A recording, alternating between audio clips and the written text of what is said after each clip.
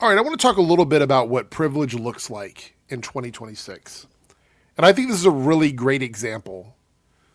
So we see three celebrities here on the screen. I'm sure you all recognize these three celebrities, so we're not going to go through them individually. But it says here more Hollywood stars are choosing silence over political commentary in heated climate. This is what privilege looks like. It doesn't matter if you're a woman, it doesn't matter if you're a person of color, it doesn't matter if you're a gay person, a trans person. There's a level of privilege that comes with money and means and celebrity status where you no longer have to identify with a marginalized community or any community at all. You don't have to do it at all once you reach a certain level of wealth.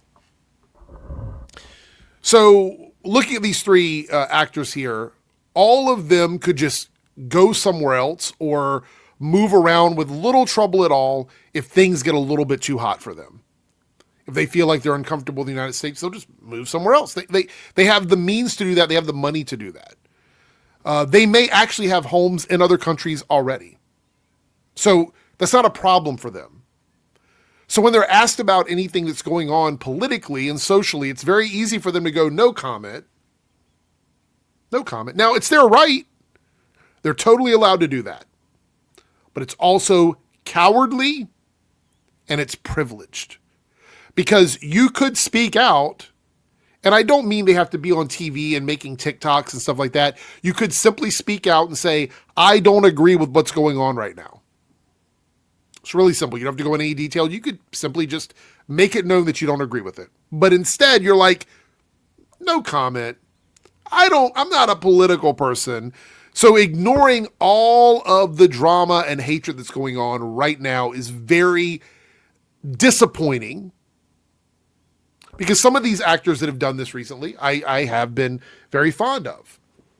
I'm like, y'all could have just said anything. Like people like myself, like you watching this video and people that are living our lives, if you are someone who is in the crosshairs of what's going on politically, we don't have the luxury of going, no comment.